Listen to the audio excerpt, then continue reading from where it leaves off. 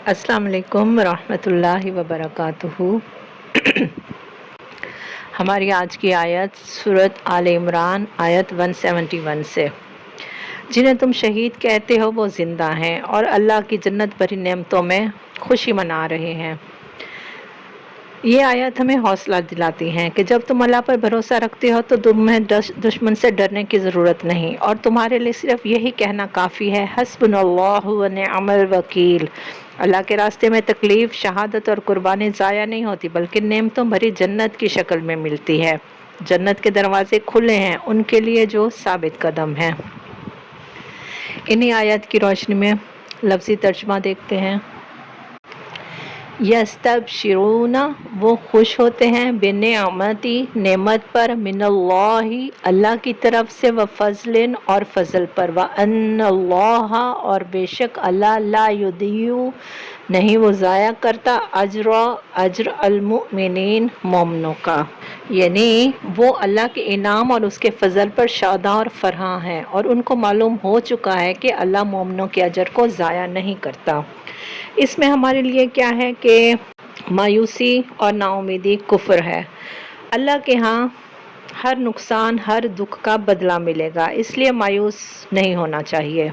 अल्लज़ीना, वो जिन्होंने इस्तजाबु, हुक्म माना, यानी लब्बैक कहा, हुज़ूर सल्लल्लाहु अलैहि वसल्लम के पुकारने पर फ़ौरन चले आए। लिल्लाही, अल्लाह का, वर रसूली, और उसके रसूल का, मिन बादी, बाद इसके, मा, जो, अस्वाबहुम, पहुँचा उन्हें, अलकरह, ज़ख्म।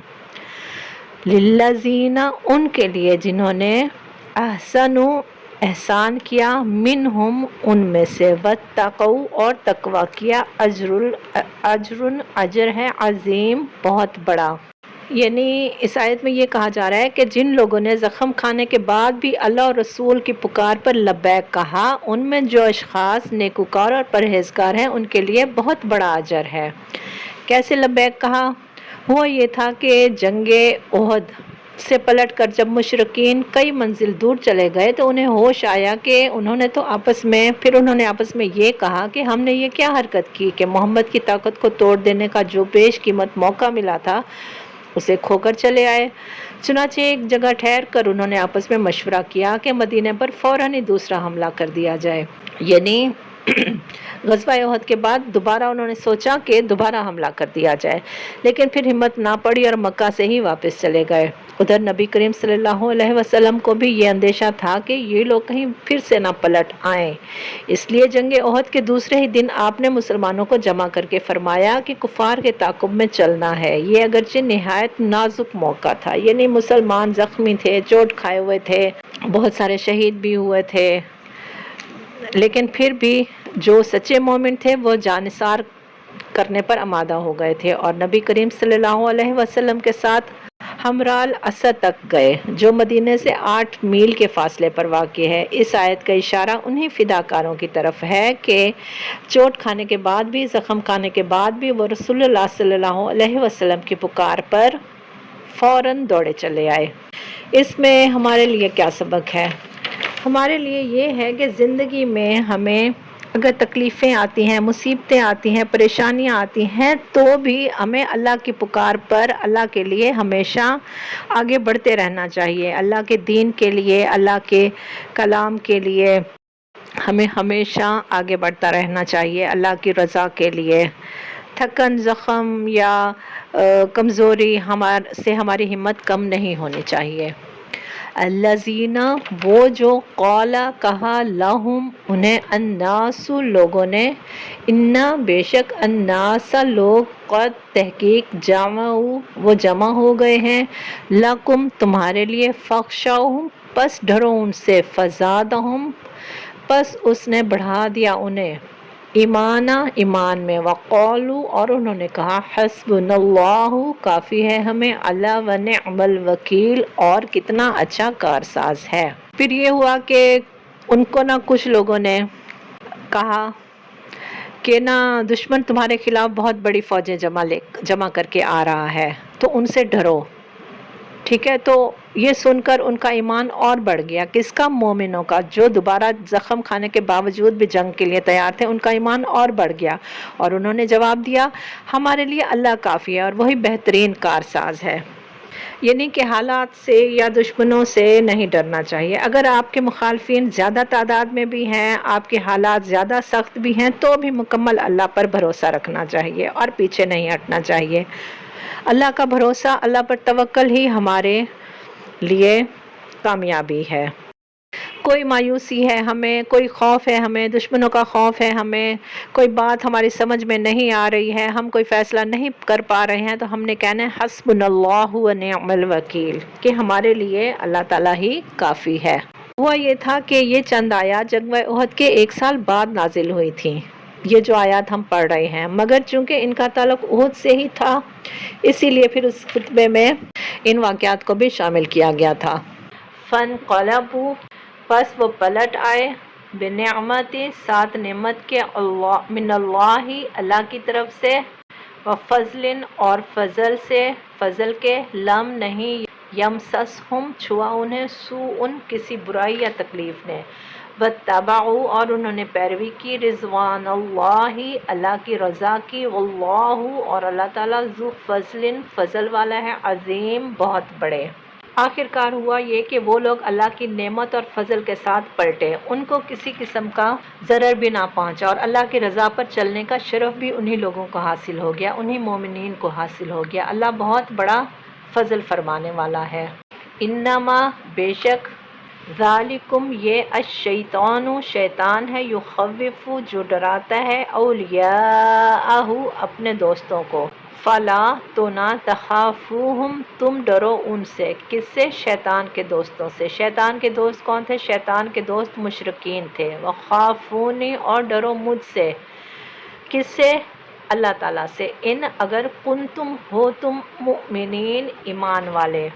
اس میں اب یہی بتایا جا رہا ہے کہ اصل میں اب تمہیں یہ معلوم ہو گیا ہے کہ وہ شیطان تھا جو اپنے دوستوں سے خواہ مخواہ تمہیں ڈرا رہا تھا۔ میں نے پچھلی آیت میں عرض کیا نا کہ کچھ لوگوں نے کہا کہ دشمن بہت بڑے لشکر سے آ رہا ہے اور تم ڈرو اس سے اور جنگ کے لیے نہ نکلنا۔ تو اب اس آیت میں یہی بتایا جا رہا ہے کہ اب تمہیں معلوم ہو گیا ہے کہ وہ دراصل شیطان تھا جو اپنے دوستوں سے خواہ مخواہ تمہیں ڈرا رہا تھا۔ اب تمہارے لیے کیا حکم ہے؟ تم آئندہ انسانوں سے نہ ڈرنا، مجھ سے ڈرنا، اللہ سے یعنی کہ ڈرنا، اور اگر تم حقیقت میں صاحب ایمان ہو۔